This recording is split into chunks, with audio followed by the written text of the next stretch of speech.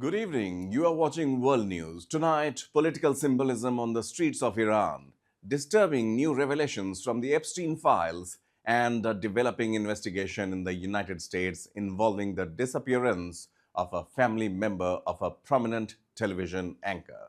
We begin in Iran, where optics are assuming even greater significance, and how. Supporters of Iran's ruling clerical establishment have marked the 47th anniversary of the 1979 Islamic Revolution with large rallies across the country. State-organized marches in cities, including Tehran, saw participants burn US and Israeli flags, chant anti-Western slogans, and gather around public missile displays. The demonstrations come at a time of heightened regional tension, with Washington and Tehran locked in confrontation and Israel preparing for possible escalation. Here's the ground report.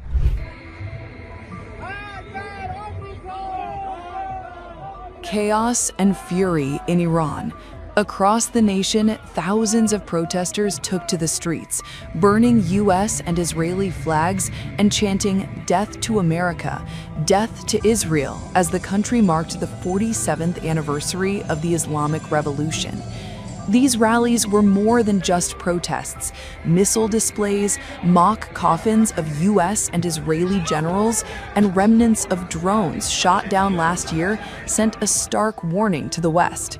In Tehran, demonstrators burned effigies labeled Baal, adorned with the Star of David, and held up mock coffins of top military figures, including Admiral Brad Cooper, signaling deadly threats if tensions escalate.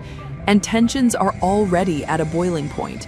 President Trump has threatened military action if nuclear talks fail, and Israel has tested its David Sling defense system, anticipating potential Iranian missile strikes. Earlier, the US and Iran held talks in Oman, agreeing to continue negotiations despite limited progress. But escalating public anger and Iran's military rhetoric threatened to push the region to the brink of conflict. Meanwhile, President Pezeshkian acknowledged public sorrow following last month's deadly crackdown on economic protests, which opposition sources say may have killed thousands, the deadliest suppression since 1979. Amid all this, Israeli Prime Minister Netanyahu visited Washington as U.S. officials weigh their next move in a region edging dangerously close to escalation. Missiles, chants, chaos. The Middle East is at a tipping point. Nuclear talks hang in the balance, and every action could ignite a larger conflict. The world is watching, and so is history.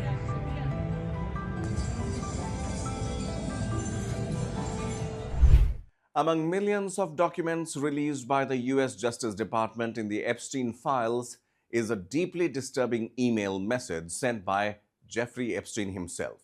The recipient, whose name was initially redacted, has now been identified as Sultan Ahmed bin Suleiman, chairman and CEO of global ports and logistics giant DP World. The disclosure raises new questions about Epstein's network of powerful contacts and the extent of his communications with influential figures. Here's more. Where are you? Are you okay? I loved the torture video. These chilling words were sent by Jeffrey Epstein in a 2009 email, one of millions of documents recently released by the Department of Justice.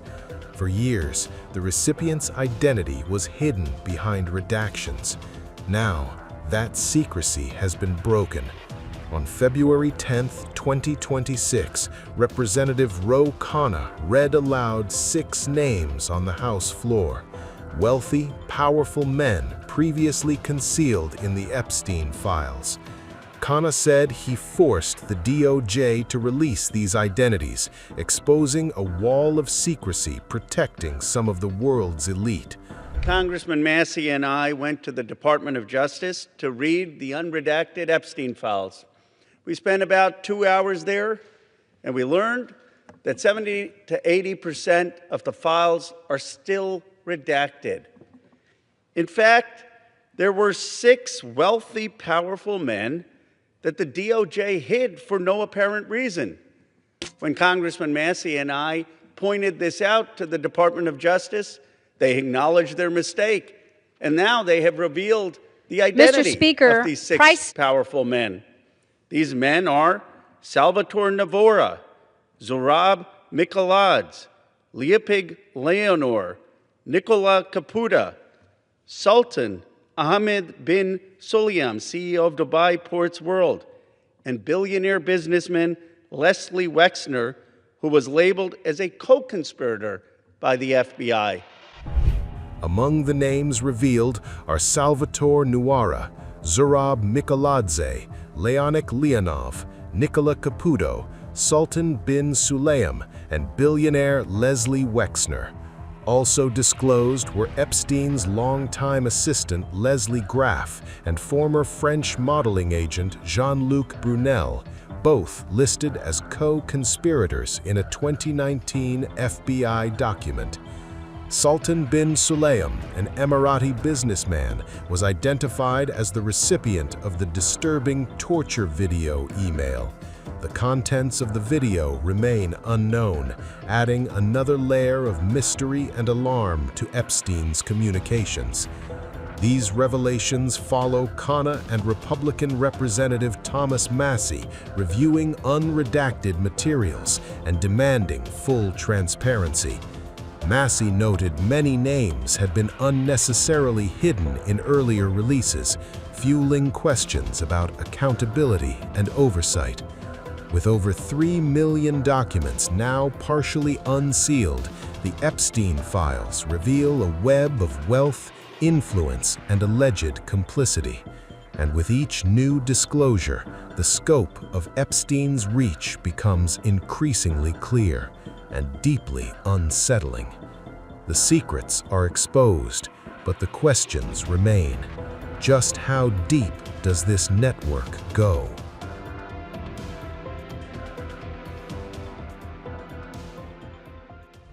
Now, newly released material from the Justice Department includes numerous videos allegedly sent to Jeffrey Epstein over several years. Investigators believe the footage shows young girls participating in apartment modeling auditions, reinforcing long-standing allegations that Epstein used career promises to exploit victims. Some of the material is believed to have been recovered directly from Epstein's computer, adding to the growing body of evidence surrounding the case. Here's the report. A disturbing video of sex offender Jeffrey Epstein allegedly groping and humiliating a young woman on camera has gone viral across X. Clips are short, low-res, silent, and shocking, and captions claim this is new evidence showing him presenting victims to clients. Across social media, posts are using almost identical wording, showing Epstein interacting with a young woman indoors. Viewers interpret gestures as humiliating or objectifying.